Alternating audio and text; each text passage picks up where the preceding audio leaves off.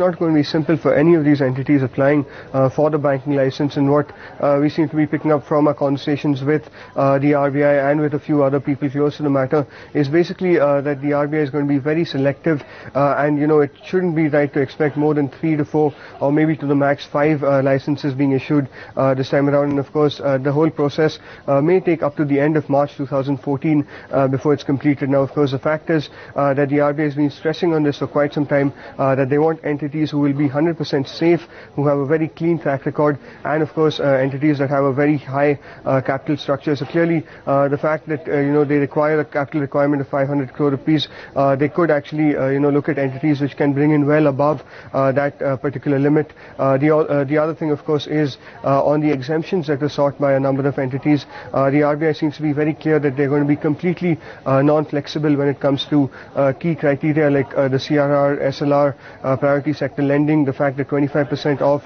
branches need to be open in unbanked rural areas.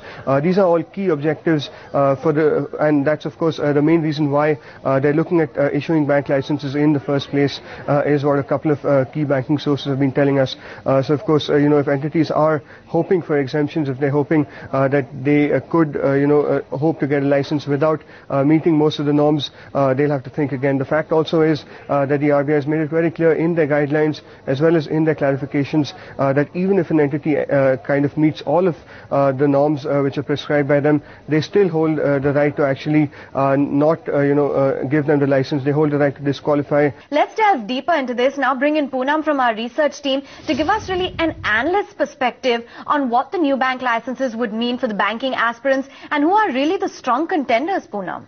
Well, Awan, clearly for the NBFCs, there would be a near-term impact on the profitability in order to meet the CRR, SLR and priority sector norms. But implementing of priority sector norms would be relatively easier for Shriram Group as well as L&T Finance Holdings. But in terms of the NOFHC structure, that's going to be slightly complex for entities like LIC Housing Finance, as LIC is the promoter of LIC Housing Finance, and according to the norms, both LIC Housing as well as LIC, the parent company, will have to fall under the NOFHC structure.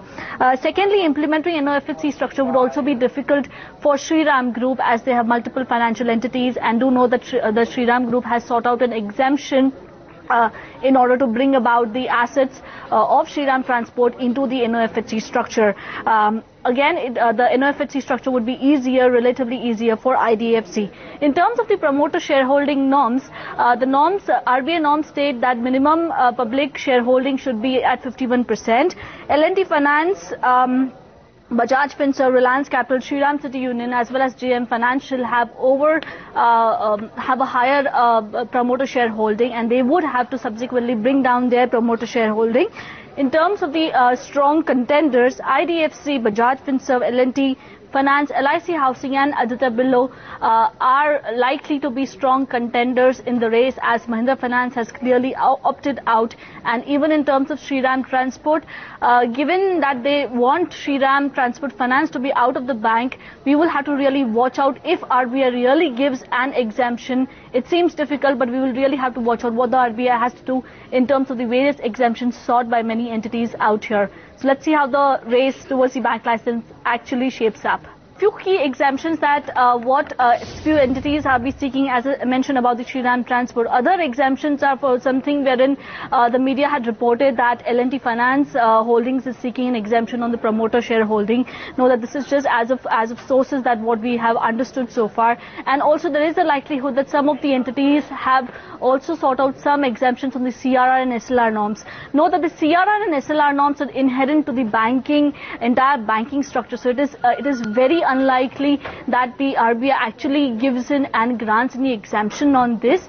But in terms of Shriram Transport, we will again have to see that will RBI go ahead and give it an exemption as to not to bring Shriram Transport Finance assets under the NOFHC. It seems unlikely, but we will still have to see if RBI really relaxes any of the norms that they have so far listed here.